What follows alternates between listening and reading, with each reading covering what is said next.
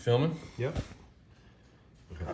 All right, so then what you do is you actually cut the little butt end off. So when I say like that, there's the butt end of the garlic, there's the tail end of the garlic. Okay. So you're cutting that butt end off. Okay, because that's not edible. You don't need that part. So you're gonna cut off the butt end. This one part there. Just like that.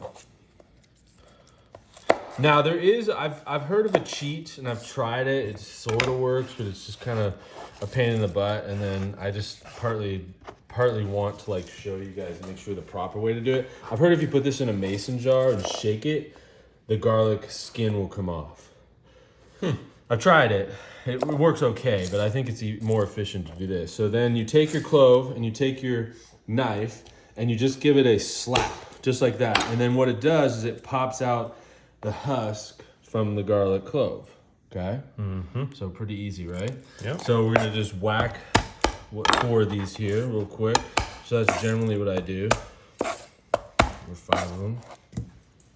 And then just literally just grab that butt end of it and it'll come right out of the clove. And then you'll throw away the husk.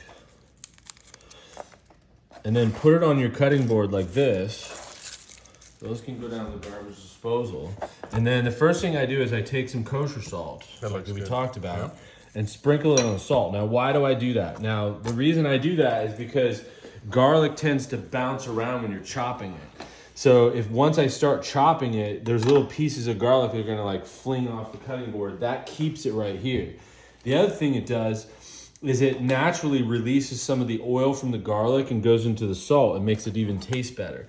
So then how to chop it, I generally will put my hand here on the top of the knife blade, and then I'll grab the shaft of the knife and I'll begin to just go through like this. What is known as basically a rolling chop, where the tip is really down on the cutting board and I'm rolling through. And notice how every once in a while I'm kind of pushing it together in a pile. Kind of like if you're raking leaves, you know, you're going around, you got to put it into a pile.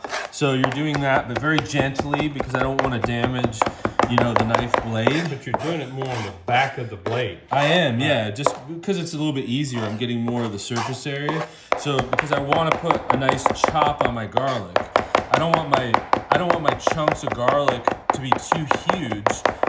Because number one, edibly it doesn't taste as good. You want them smaller, but it'll also release more garlic flavor if it's smaller. So then I use how do you get this part off the garlic right here? So I just use my finger, go away from the blade, and then I use the back end of the knife and I scrape it off like that. And I do the same thing here like this and scrape it. And then I'll take my garlic and I'll put it into a little bowl like this, okay? And then, so it doesn't oxidize and it stays nice and fresh, I'll use a little bit of extra virgin olive oil and just drizzle it over the olive oil. Now, what's beautiful about this is you could cover this with some plastic wrap, and this garlic's gonna stay good for a week in your refrigerator. Wow. You could use it for all kinds of stuff. Oh, okay, Yeah. wow. And you could even put more olive oil in this, and that will flavor the oil into a garlic infused oil. Okay, so then now we've got that.